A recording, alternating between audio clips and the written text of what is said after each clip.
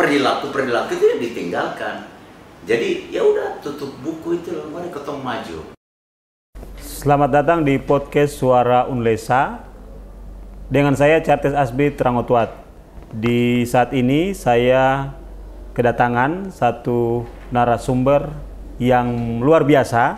Ya, beliau saya sebut sebagai tokoh, politisi, budayawan, dan Wakil Ketua Umum Kosgoro 1957 yang tidak asing lagi bagi kita di masyarakat Kabupaten Kepulauan Tanimbar, bahkan di Maluku dan di Indonesia, Bapak Dharma Oratmangun. Selamat datang Bapak di podcast Suara Unlesa. Kami terima kasih sekali Bapak. Selamat Bakudapa. Saya datang di Unlesa ini ya datang di rumah sendiri kan. Karena kan kita bagian dari keluarga besar Unlesa ini. Iya. Ya, jadi memang saya berkunjung ke sini untuk melihat sejauh mana perkembangan yang ada dan juga berdiskusi dengan teman-teman di sini tentang berbagai kendala, berbagai kemajuan, kemudian ruang-ruang diskusi apa yang kita bisa bangun untuk kita persembahkan buat Indonesia melalui Kabupaten Kepulauan Tanimbar. Begitu. Ya. Bapak Dharma Oratmangun atau terkenal di masyarakat Tanimbar, Bapak Deo. Saya sapa saja Bapak Deo dalam diskusi kita di podcast Suara Unlesa kali ini. Jadi Pak Deo, podcast Suara Unlesa ini dia punya tagline terdepan, tajam, dan terpercaya. Artinya kami selalu terdepan untuk mengangkat berbagai isu-isu dan sekaligus tajam juga dalam menganalisis dan terpercaya. Artinya semua narasumber yang kami undang harapannya bisa memberikan informasi yang valid, yang benar, karena ini juga dikonsumsi oleh semua masyarakat Tanimbar, dan sekaligus juga karena ini di dalam ruang akademisi, maka tentu berdasarkan pada nilai-nilai akademis. Ya. Nah, kali ini saya ingin berbincang dengan Bapak Dharma dengan satu tema, yaitu kembalikan kejayaan Tanimbar. Jadi sebenarnya Pak Deo, saya jujur saja, tema ini saya mengangkat dari Bapak sendiri punya statement kembalikan kejayaan Tanimbar. Kalau Bapak mungkin masih ingat, saya dulu waktu masih sekitar mungkin SMP, saya melihat Bapak punya banner statement di situ, kembalikan kejayaan Tanimbar. Nah, saya melihat hari ini sangat relevan kalau kemudian statement ini kita angkat kembali, kembalikan kejayaan Tanimbar. Apa kira-kira yang kemudian melatar belakangi Bapak untuk kemudian mengatakan kembalikan kejayaan Tanimbar? Terima kasih Bung Kartes atas pertanyaan yang sangat substansial. Karena kita ketika melaunching sebuah gagasan pikir dengan pengalimatan yang terstruktur, tentunya kita bertanggung jawab terhadap apa yang kita sampaikan kepada publik. Dengan kosakata kembalikan, berarti milik itu ada dan dia entah kemana, sehingga kembalikan dia. Kembalikan ini milik publik. Kejayaan Tanimbar, kejayaan yang kita baca dari berbagai literatur, daerah Kepulauan Tanimbar ini ada di lintang dan lintas strategis kawasan timur Indonesia, dan dia ada di perbatasan Negara Kesatuan Republik Indonesia. Ini dari aspek geostrategisnya saja. Kita belum lihat dari aspek geopolitiknya. Dari rahmat Tuhan, ini given, ini rahmat anugerah Tuhan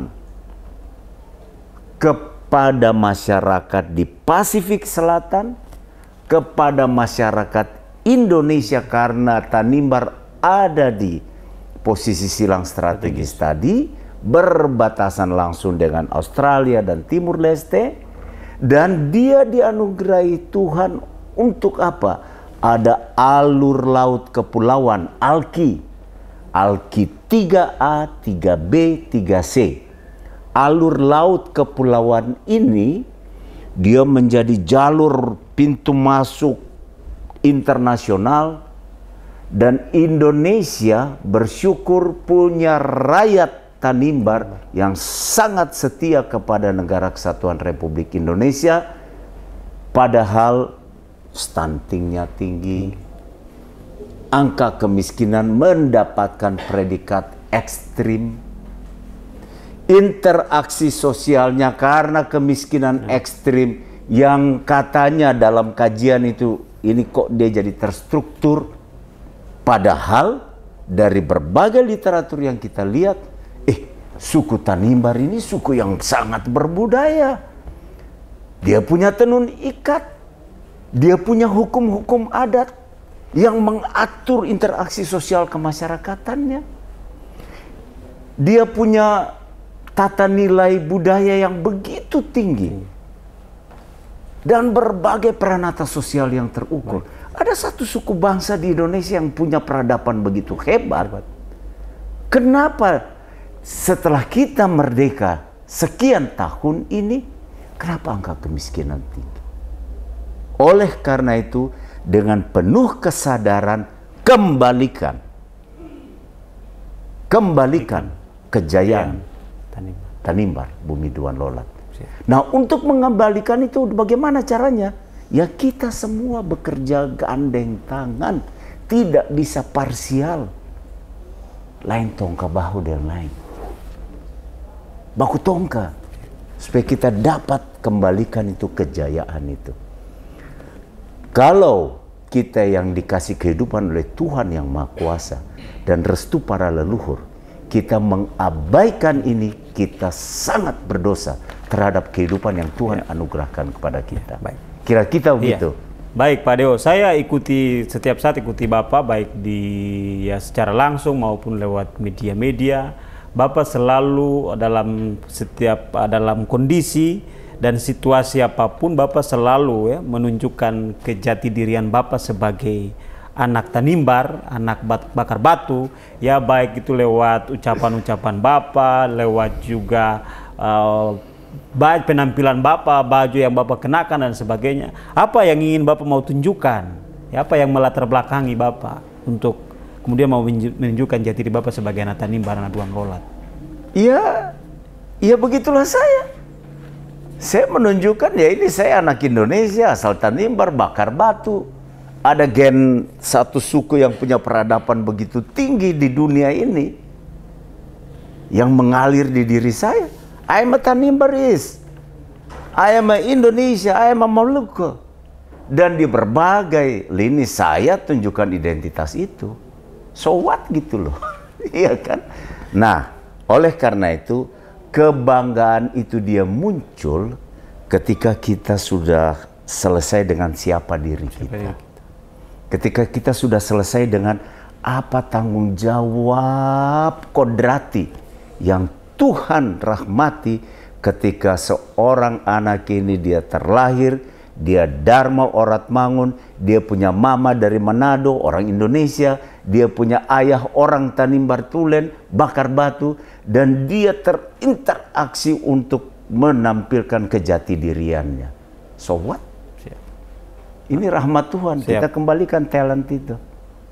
Sebagai anak Tanimbar, anak adat, anak bakar batu tadi, selalu menunjukkan kehebatan kejayaan Tanimbar, Karena kita tahu Tanimbar punya, tadi Bapak sudah sampaikan, Tanimbar punya potensi, punya nilai-nilai adat istiadat budaya yang begitu banyak, berbeda dengan kabupaten-kabupaten yang lain.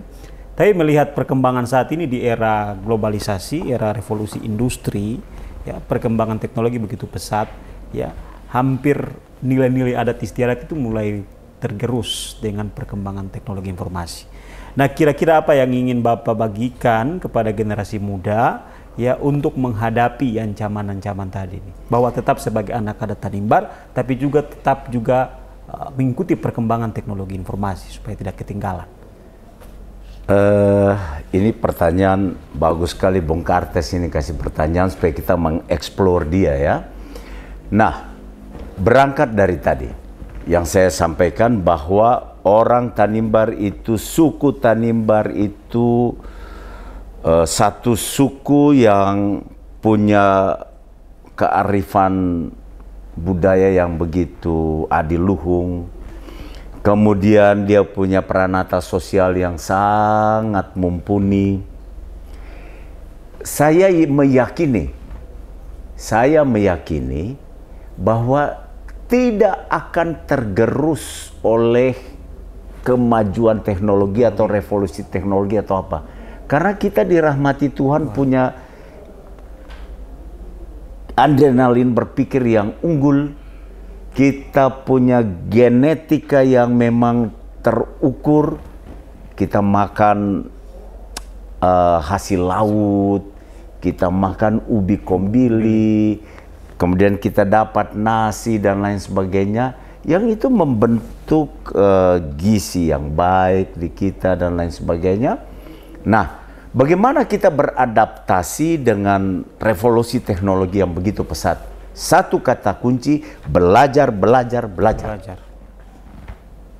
Untuk kuasai teknologi itu. Makanya saya komit datang di Unlesa. Karena apa?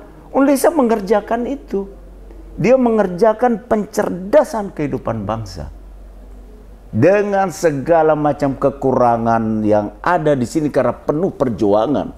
Saya yakini perbuatan mulia ini pasti Tuhan dan leluhur akan menggerakkan seluruh pemangku kepentingan untuk memperhatikannya. Jadi kembali lagi ke pertanyaan tadi, kenapa identitas itu dan apakah kita tergerus oleh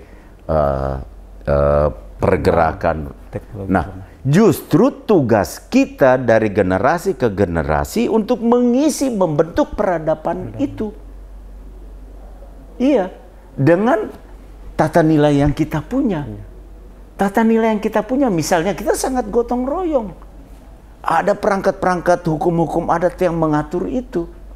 Kita juga mengenal ketika Injil masuk 1 abad, ikut membentuk peradaban dan karakteristik orang-orang Tanimbar yang betul-betul diimplementasikan dalam perilaku dan sikap. Bahwa tadi ada kajian bahwa ada distorsi, ada degradasi nilai. Ini tugas kita untuk mengembalikan dia. Dan orang-orang Tanimbar harus menjadi orang-orang yang unggul untuk memanfaatkan perangkat teknologi itu dalam kehidupan untuk menyusun peradabannya. Satu contoh real, etika komunikasi kita di dalam WA grup kita ini, kita sudah melenceng dari akar komunikasi anak-anak Duan Lolat. Kosakata yang digunakan bukan lagi kosakata cerminan anak-anak Duan Lolat yang intelijensianya terukur, karakteristik moralitasnya terukur, memilih kosakata untuk saling beradu argumentasi yang betul-betul harus kita nampakkan argumentatif. Perbedaan pendapat bukan berarti ketorang lain baku maki dan lain. Sing boleh. Kita gunakan sarana-sarana komunikasi new media ini untuk menyusun peradaban baru. Kenapa kita tidak tunjukkan kepada bangsa Indonesia anak-anak Duan Lolat dalam hal berkomunikasi di WA group atau media Instagram atau media apa itu, termasuk media podcast ini untuk menyusun peradaban. Karena kita terlahir dari suku bangsa yang punya peradaban hebat. Berikan nilai-nilai itu, kesantunan, tapi juga keteguhan bersikap untuk prinsip-prinsip yang kita anggap ini layak. Etika. Nah, tadi kalau kita masuk ke, apakah kita mengalami gejala itu ada? Tapi cepat-cepat mari, melalui podcast ini, melalui sarana-sarana komunikasi baru, kita bangun norma-norma komunikasi ala anak Duan Lolat. Nah, Pak Deo sebagai anak Tanimbar, kita juga jangan sampai kita juga melupakan sejarah ya, bahwa sebagai Kabupaten Kepulauan Tanimbar yang baru ya berdiri ya, belum begitu lama ya.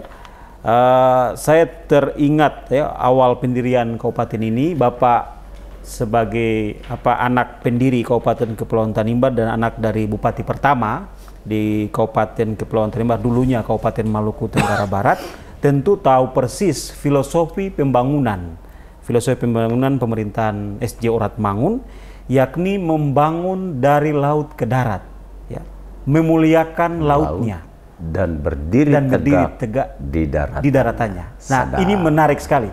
Kami ingin Bapak bisa mengeksplor apa nilai-nilai atau filosofi dari ini. Ya, betul Bung Kartes. Saya mau sampaikan juga, betul ayah saya salah satu tokoh. Bersama-sama dengan para tokoh lainnya, di mana saya pada saat itu juga masih kecil dan beranjak dewasa remaja, saya aktif di KNPI, saya aktif di salah satu partai, bahkan teman-teman saya itu pimpinan Komisi 2 di DPR, ketua DPR, lain sebagainya, surat menyurat dan lain sebagainya, saya pelakunya. Dari Ambon maupun dari Somlaki sini, mengirimkan surat-surat dukungan, saya yang jadi terminal di Jakarta. Menghubungkan ke Pak Syarwan Hamid, menghubungkan ke Priyo Budi Santoso, waktu itu dia ketua komisi. Kemudian lain-lain kita dengan juga masyarakat Tanimbar yang ada di Ambon maupun yang ada di Jakarta, kita berulang kali menyuarakannya. Lalu keluarlah keputusan tentang pembentukan Kabupaten Maluku Tenggara Barat. Pembentukan Kabupaten Maluku Tenggara Barat, apapun nomenklatur saat itu, tapi itu untuk apa? Untuk menjawab rentang kendali pelayanan pemerintahan maupun pelayanan publik bagi masyarakat. Yang kedua, dibentuknya kabupaten ini untuk apa? Untuk mensejahterakan masyarakat. Dalam konteks itu saya ingat betul ada konsep dengan pembangunan gugus pulau dan laut pulau. Waktu itu Profesor Lokolo, ayah saya, kemudian ada Om Pede Matruti, lain sebagainya. Saya ingat di Ambon ada Om Justus Kulalean, mereka duduk membicarakan hal-hal ini. Lalu kami, oh iya ini, di Jakarta saya ada Bung Nusliur dan lain sebagainya. Kita mendiskusikan, ada Bung Nortun, Bung Hanok Yadera dan lain sebagainya. Kita bawa ini ke DPR RI di sana, dukungan dan lain sebagainya. Tetapi konsep pembangunan yang ada di kawasan ini, dia harus berbasis pada keunggulan komparatif masing-masing gugus pulau dan laut pulau.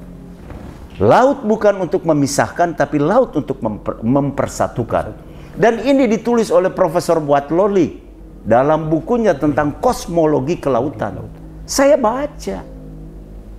Dan itu orang-orang kita kan, orang-orang bakar batu dari MBD dan lain sebagainya, yang punya pikiran-pikiran visi seperti itu. Jadi siapapun yang nanti terpilih di legislatif, nanti di kabupaten ini, siapapun yang nanti dirahmati Tuhan, disetujui oleh rakyat untuk menjadi bupati maupun wakil bupati, atau teman-teman yang jadi pimpinan di OPD lain sebagainya, mari kita samakan persepsi bagaimana memberikan kontribusi yang tepat sasaran terhadap pembentukan kabupaten ini. Dibentuk berdasarkan konsep pola dasar pembangunan Maluku, berdasarkan gugus pulau dan laut pulau yang didasarkan pada keunggulan komparatifnya. Siap. Saya ngomong begini di luar kepala karena memang kita pelaku. Gitu. Jadi zona tata ruang kita harus dibereskan. Saya berdoa, Bung Kartes kalau nanti terpilih di DPRD. Ya, bikin kajian-kajian ini dengan Unlesa sini. Ajak mahasiswa-mahasiswa yang punya dengan para dosen berpikir tentang membangun gugus pulau, laut pulau sesuai dengan keunggulan komparatif seperti apa. Sebaran pemberdayaan tuh harus berbasis pada masing-masing keunggulan di desa, di kecamatan masing-masing. Baik Pak Deo, jadi bicara soal potensi keunggulan Tanimbar, bicara soal potensi bahari kita, kemaritiman yang tadi Bapak sebutkan, yang menurut kami sampai saat ini belum begitu diekspos dengan baik. Apa tanggapan Bapak? Ya, kan bagaimana kita menyusun pola dasar pembangunan atau strategi pembangunan berdasarkan pada konsep dasar. Karena kita membangun itu kan harus ada pola dasar pembangunannya. Nah, siapapun yang memimpin atau DPRD yang ketika nanti ada di situ harus berangkat dari situ. Visi, misi, dan lain sebagainya berangkat dari kabupaten ini didirikan untuk apa? Keunggulan komparatifnya apa? Keunggulan komparatif yang kodrati, saya garis bawahi. Keunggulan komparatif yang kodrati sifatnya adalah kita ini di atas 87% itu laut. Kultur kita, kultur kemaritiman.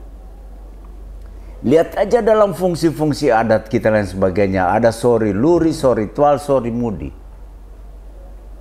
Perahu. Lihat perahu batu itu kan situs-situsnya itu. Tapi dalam fungsi adat istiadat, fungsi kemasyarakatannya itu sori luri, sori tual, sori mudi. Hukum kekerabatannya mengatur. Jadi kultur kita jangan pindah dari kultur lain, kultur kelautan.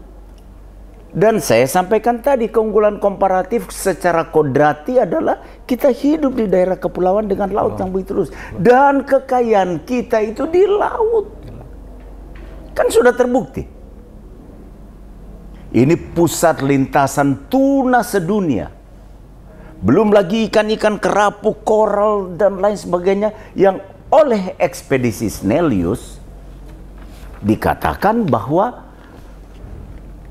ganggang-ganggang laut dan koral laut kita itu dia punya keunggulan komparatif yang bisa menyaingi yang ada di Karibia maupun di Great Barrier. Lah, kalau kita tahu bahwa keunggulan komparatif kita ada di situ, kenapa kita bangun yang lain?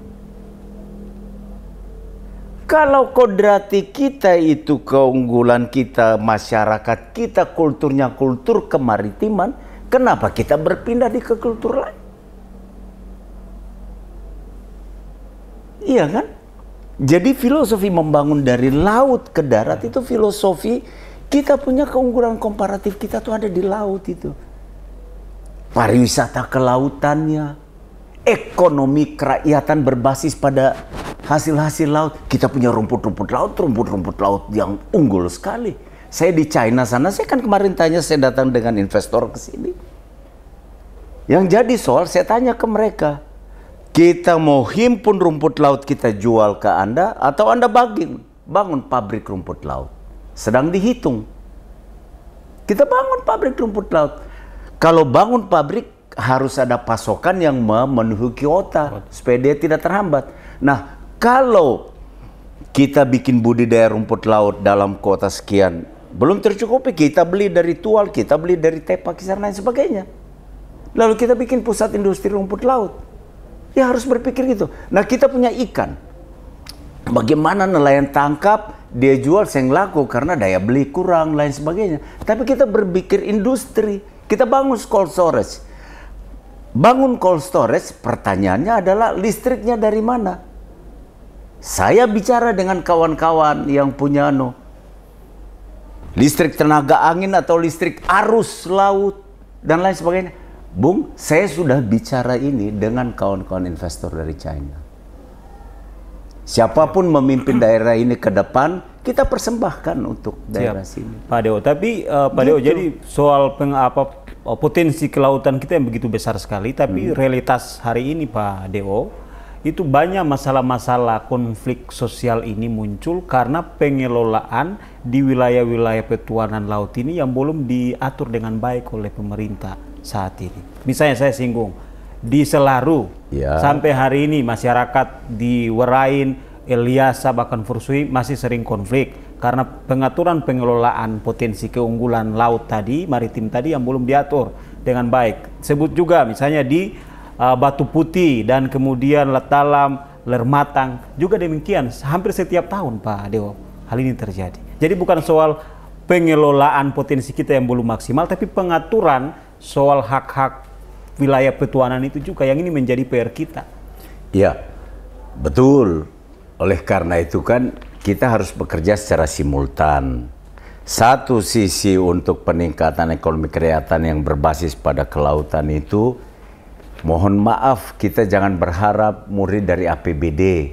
APBD sudah habis di belanja rutin, lalu pembangunan bla bla bla bla, sedikit saya daudak, tapi kita sektor B2B, business to business dari para investor yang juga harus diselaraskan dengan itu tadi pemanfaatan garis pantai, pemanfaatan potensi dengan menggunakan pendekatan hukum positif yang dikomparasikan dengan hukum-hukum adat. Karena hukum-hukum adat punya hak yang sama dengan hukum positif. Harus di-compare untuk mencari solusi. Bagaimana caranya kita menyelesaikan permasalahan-permasalahan. Meti ini sampai di mana? Lalu batas orang mencari kemana, daripada orang lain datang mencuri ikan atau mencuri hasil-hasil laut di situ. Model sasi dan lain sebagainya itu betul, model sasi bla bla bla bla bla. Tapi kenapa tidak kita kembangkan dengan pola budidaya? Iya kan? Sasi itu hukum adat yang mengatur dengan pelestarian lingkungan, bagus. Tapi di samping sasi itu kita kembangkan budidayanya. Supaya orang nggak bakal lain di batas meti, di batas apa, iya kan? Nah itu kan kita harus unggul.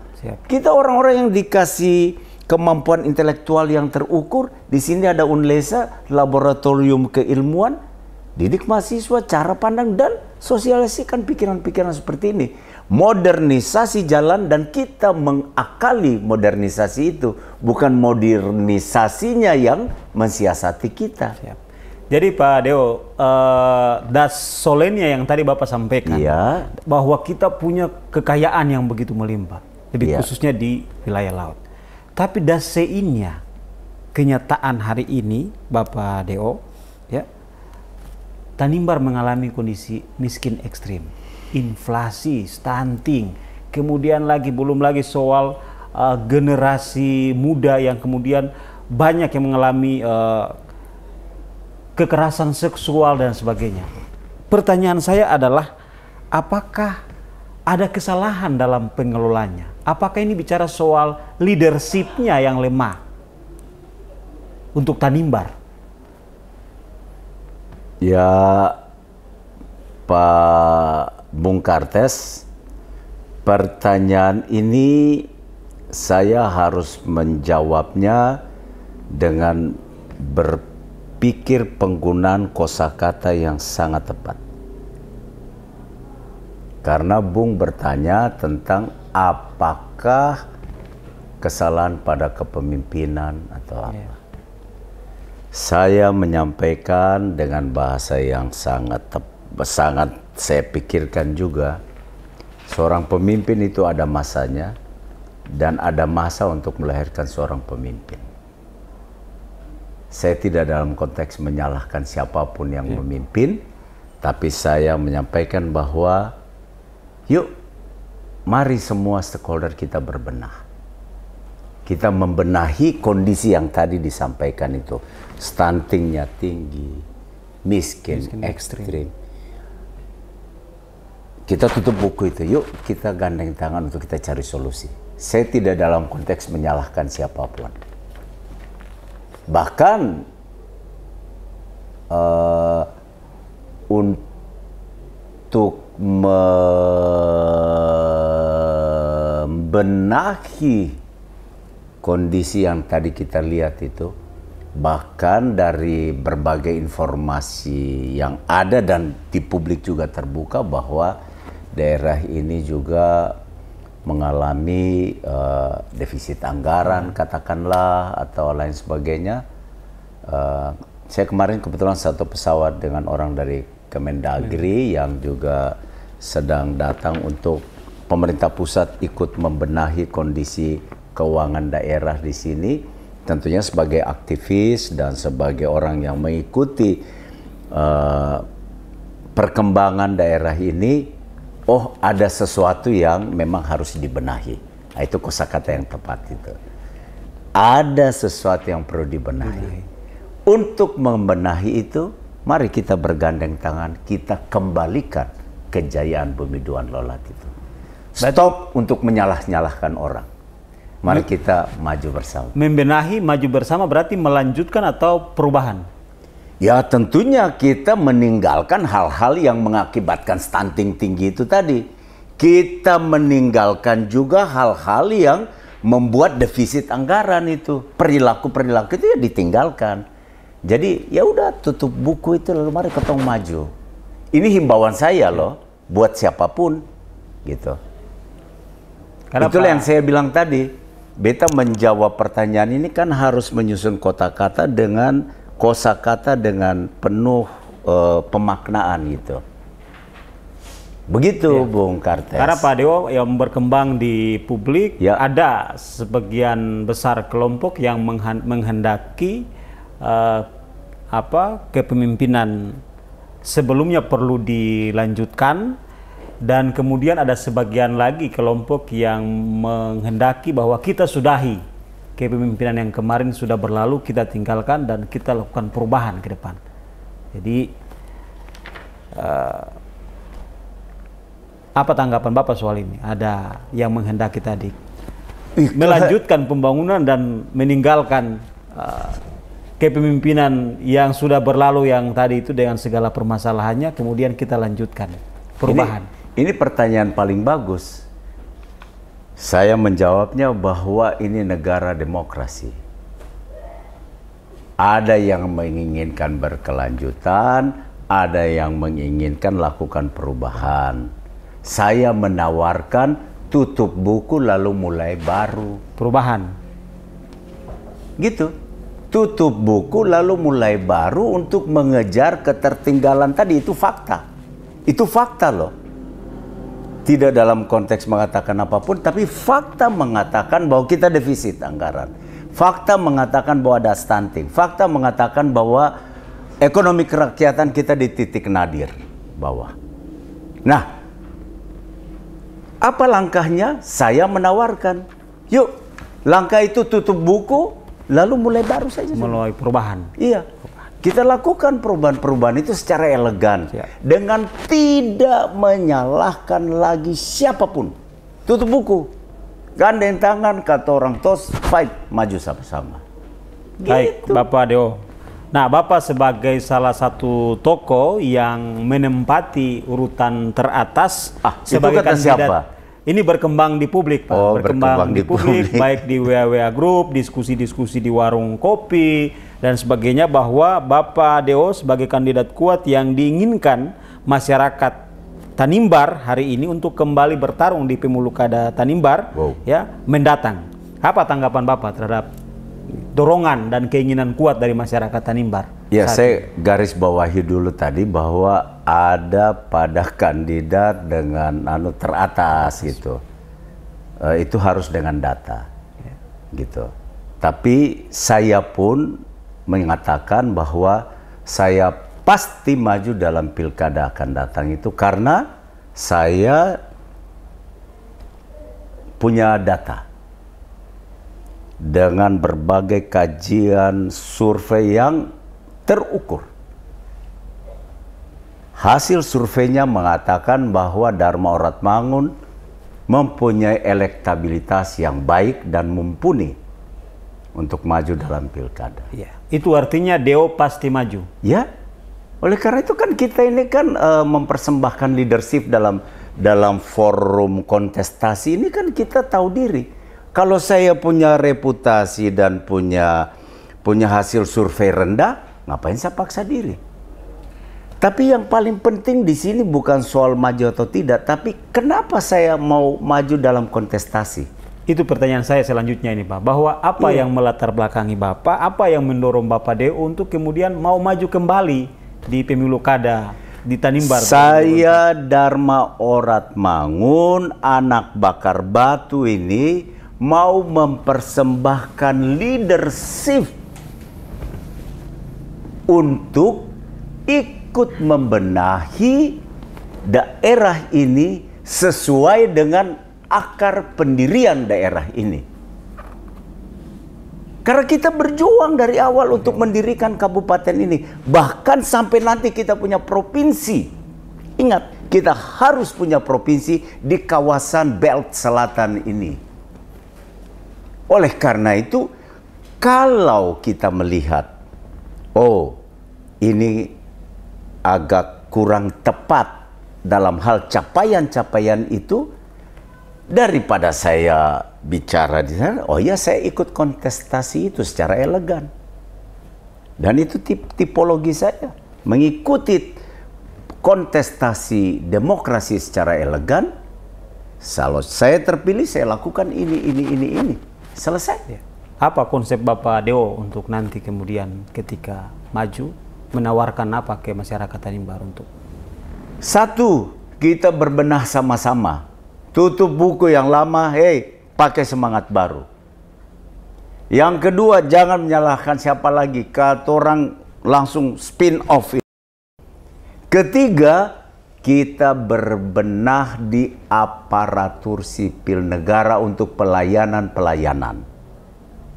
Supaya pelayanan-pelayanan itu berjalan, kembalikan juga mereka punya hak-hak dan lain sebagainya. Supaya semangat kerjanya baik. Tapi administrasi pengendalian keuangan daerah, administrasi penyelenggaraan pemerintahan harus sesuai dengan rule-nya. Yang ketiga, kita juga ajak aparatur sipil negara dan birokrat ini untuk berpikir entrepreneurship di dalam birokrasi. Dan yang kelima, kita harus membangun ekonomi kerakyatan berbasis pada keunggulan kooperatifnya masing-masing. Contoh, saya pakai saja Bapak punya desa di Lingat sana. Ya kan? Keunggulan komparatif apa di sana? Khusus di Selaru sana. Di sana ada lapangan terbang militer. Kemudian dari titik terluar di Eliasa sana menghitung titik ordinat ke Blok Masela yang akhirnya diklaim sebagai milik Indonesia. Tapi angka kemiskinan, mohon maaf, masih tinggi. Stuntingnya masih tinggi. Kita berdosa terhadap masyarakat Selaru. Kita kembalikan itu.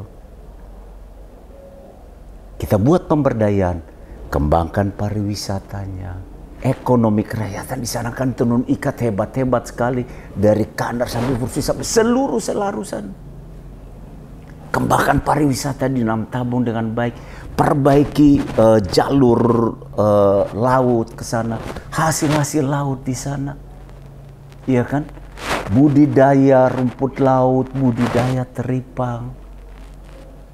Ajak rakyat bekerja di situ. Kita karena hakikatnya ini hasil-hasil kelautan, pariwisata kelautannya, gitu. Dan macam-macam. Ini kan salah satu contoh saja bagaimana mengimplementasikan pembangunan ekonomi kerakyatan yang berbasis pada keunggulan komparatifnya. Kalau kembangkan rumput laut di pesisir timur Yamdena, sedikit sekali begitu timur datang kencang, repot sudah. Tapi kalau bikin budidaya kerapu di situ kan bisa. Saya datang di Batam itu, orang bikin budidaya kerapu itu di atas bukit-bukit. Kapal-kapal dari China, dari Taiwan, dari Korea datang beli parkir di situ. Dia habis bikin budidaya kerapu di bukit, sampai kerapunya jadi besar, dia kasih masuk ke kerambah di bawah. Di sini ada ombak segala macam, tapi kerambahnya diekspor. Ya kan memanfaatkan modernisasi tadi, memanfaatkan teknologi sesuai dengan keunggulan komparatifnya kan. Jangan paksakan orang kelautan ini untuk mengerjakan yang lain. Udah di situ karakteristiknya. Kira-kira begitu loh. Tapi nanti sama-sama misalnya kalau saya ikut dalam kontestasi nanti dan rakyat lihat, oh iya, ini Bung Dharma ini kasih kesempatan dia pimpin Bumi Duan Lolat ini. Saya pasti gunakan Unlesa sebagai laboratorium berpikir untuk kita sama-sama mengerjakan hal-hal tersebut. Gitu. Iya. Baik Pak Deo, jadi bicara keberhasilan pemerintahan yang tadi Bapak menawarkan nanti ketika misalnya kepemimpinan berikutnya, ya dengan konsep manajerial, ya konsep pengelolaan sumber daya alam yang tadi, tidak juga terlepas dari bagaimana sinergi antara eksekutif dan legislatif Pak, supaya penyelenggaraan pemerintahan ini bisa berjalan dengan baik dan sukses. Bagaimana Pak Deo melihat wajah parlemen kita hari ini? Apakah wajah parlemen kita harus juga dilakukan perubahan di pemilu yang akan datang ataukah tidak? Wajah parlemen Kabupaten Kepulauan Tanimbar ini akan sangat tergantung dari rakyat memilih wakil-wakil rakyatnya. Jadi kalau rakyat mau berubah, pasti berubah. Kalau rakyat tidak mau berubah, ya pasti tidak terjadi perubahan. Itu saja, karena kan rakyat pilih langsung. Dia pilih ini dengan sistem terbuka, dia pilih caleg mana, dari parpol mana. Nah, tugas dari para partisipan kontestasi legislatif, tugas utama itu yakinkan tentang ideologi perjuangan partainya dulu, baru saya calon legislatif ini siap untuk mempersembahkan ideologi perjuangan yang selaras dengan kepentingan rakyat. Di situ hakikat dari Mahkamah Konstitusi memutuskan proporsional terbuka tadi. Gitu. Jadi ideologi berpartai itu ideologi perjuangan loh. Bukan sekedar mau dapat kursi. Kalau berpartai hanya sekedar dapat kursi, waduh, celaka. Ideologi apa yang dia mau, doktrin apa yang dia mau gunakan untuk menyuarakan suara rakyat itu. Celaka kalau cuma mau kejar kursi. Kalau saya berpandangan begitu. Oleh karena itu Mahkamah Konstitusi dengan sadar-sesadarnya dalam perhelatan tertutup atau terbuka, tertutup juga benar, terbuka juga benar. Tapi untuk mengambil keputusan dengan, oh kita pernah menyelenggarakan begini, saya karena ikut dalam diskusi-diskusi ini di partai saya Dewan Pakar di partai saya, kita melakukan diskusi-diskusi. Saya bicara banyak dengan Ahmad Doli Kurnia, sahabat saya di pimpinan komisi. Kami bicara dengan teman-teman dari parpol lain. Jadi kembali ke situ, ideologi. Berpartai itu ideologi. Anda masuk sebagai wakil rakyat karena Anda wakil dari partai, bukan mewakili diri sendiri. Makanya dicalonkan oleh partai. Bukan jual, oh saya ini hebat jadi saya mau masuk di partai mana saja jadi pasti dapat kursi. Keliru itu. Konstitusi kita mengatur Anda dicalonkan melalui partai, titik. Karena calon wakil rakyat di situ diusung oleh partai. Jadi Anda memilih partai yang tepat, lalu ideologi perjuangannya bagaimana, doktrinnya seperti apa, itu yang dipakai untuk digunakan. Bukan dia pragmatisme semata. Nanti kita akan jadi quo vadis terus, nggak pernah punya prinsip dalam hal-hal berjuang. Kira-kira begitu Pak Kartes. Ini juga ada pada masyarakat Pak, yang tadi Bapak sudah sampaikan bahwa memperbaiki wajah parlemen juga tergantung ke masyarakat. Didik masyarakat. Apa yang harus masyarakat lakukan supaya bukan apa yang masyarakat lakukan, apa yang caleg-caleg lakukan untuk mengedukasi masyarakat. Jangan salahkan rakyat, salahkan diri sendiri atau saya dengan partai saya. Mampukah saya untuk menjalin kerjasama dengan rakyat untuk mempersembahkan doktrin kita kepada kemakmuran rakyat. Tapi bagaimana supaya masyarakat itu bisa menghadirkan anggota parlemen yang baik-baik? Didik masyarakat. Didik masyarakat itu bukan datang bawa sembako pada saat pada akal serangan fajar, datang bagi 100.000, 50.000. Itu menciderai kedaulatan rakyat melalui forum ini. Kalau ada caleg yang pakai cara-cara seperti itu, saya himbau kepada rakyat tolak. Karena itu dia menciderai dan dia justru mengkhianati hakikat rakyat itu. Justru pola yang seperti itu yang bikin yang terjadi ketong rasa miskin ekstrim ini. Karena orang siapapun yang menyelenggarakan beli suara itu, dia merasa dia udah beli 5 tahunan. Jadi jangan salahkan dia, yang salah juga itu para elit yang mendidik kondisi seperti ini. Kalau ini prinsip saya, penekanan saya dengan, kalau di musik itu forte fortissimo, keras keras keras. Jadi tugas kita adalah mendidik masyarakat untuk menghargai kedaulatannya. Kedaulatan 5 tahunan itu bukan ukurannya di 100.000, 50.000, datang tiba-tiba bawa sembako. Orang yang tiba-tiba baik, saya lihat ada di podcast di mana itu, hati-hati saat-saat begini menjelang pemilu, menjelang tiba-tiba ada orang baik sekali, tiba-tiba senyum ke semua orang. Tiba-tiba bagi-bagi kepeng di sana sini. Aduh, yang kayak begini sebentar dia seputar balik ke orang sudah itu. Kira-kira begitu. Ya, Pak Deo. Jadi Bapak juga karena konsen dalam hubungan kerjasama luar negeri. Ya. Saya ingin bertanya kepada Bapak soal kita ya di Tanimbar supaya ingin berjaya, ingin maju, ingin berdaulat. Karena tadi Bapak sudah menggambarkan soal letak posisi Tanimbar, silang strategis. silang strategis tadi. Maka apakah ya kemampuan networking, kemampuan diplomasi, kemampuan komunikasi politik penting bagi kepemimpinan di Tanimbar, di kabupaten kita supaya lebih maju dan berdaya ke depan? Menurut hemat saya penting. Pilihlah calon kepala daerah siapapun dia yang punya networking tersebut. Jangan sampai dapat kepala daerah yang ketika memimpin saja OPD yang mau dengar. Karena kewibawaan kepemimpinan leadership itu harus terukur dan teruji. Jangan begitu. Dari sini masuk ke Ambon, saya di Ambon sing reken. Apalagi sampai Jakarta mau lobby ke kementerian ke apakah untuk carian, apalagi ke luar negeri. Mau bicara saya tahu mulai dari mana. Iya toh? Saya punya networking. Lalu bagaimana mau tarik investor datang? Atau sampai di Ambon saja mau menghadap gubernur saya mau bicara ABCD saja don sing reken. Atau sampai di Jakarta bilang pergi tapi saya tahu sampai Jakarta saya tahu jalan di mana.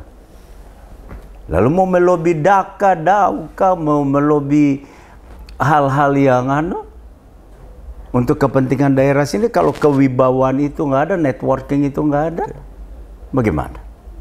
Lah ini contoh banyak kan yang kita lihat.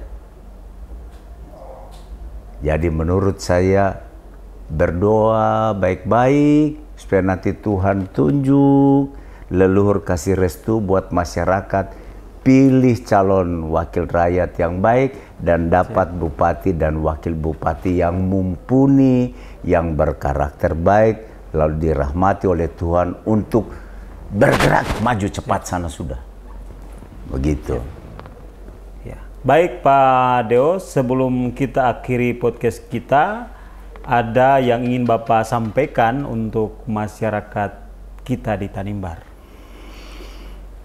Terima kasih Bung Kartes dan terima kasih kepada Unlesa juga yang membuka ruang-ruang komunikasi kekinian. Saya bilang kekinian karena sangat gaul ini pola podcast seperti ini, kita bisa ngobrol apa adanya, tapi rambu-rambu intelektualnya, rambu-rambu keilmiahannya, rambu-rambu komunikasi yang elegan kan kita juga patuhi dan kita laksanakan dengan baik. Salah satu yang saya mau garis bawahi kepada masyarakat KKT, himbauan saya adalah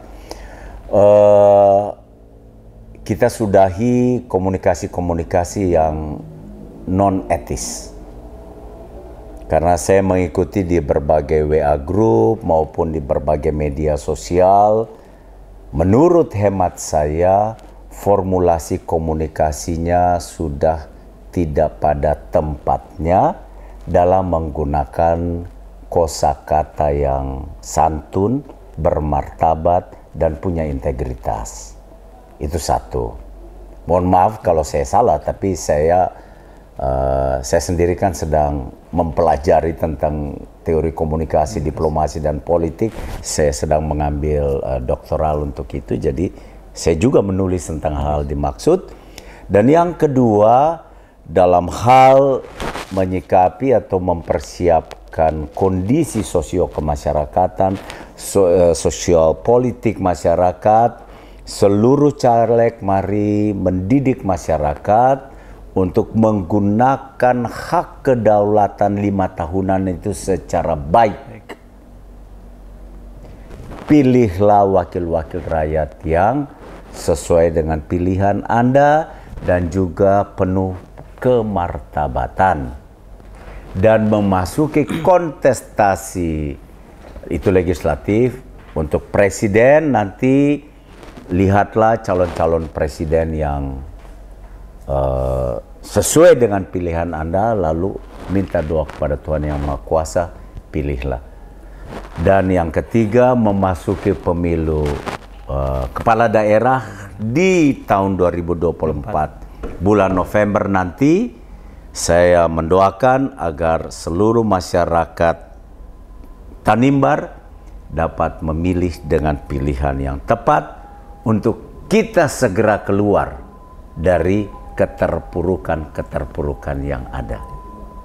Mari kita kembalikan kejayaan bumi Duan Lalat. Begitu. Baik, saudara-saudara, itulah perbincangan saya dengan Bapak Dharma Oratmangun, luar biasa. Edisi ketiga dengan tema Kembalikan Kejayaan Tanimbar, dikupas dengan tuntas, dengan luar biasa oleh tokoh hebat yang satu ini, Bapak Dharma Oratmangun. Jangan lupa ikuti terus podcast Suara Unlesa, like, subscribe, and share. Salam. Terima kasih.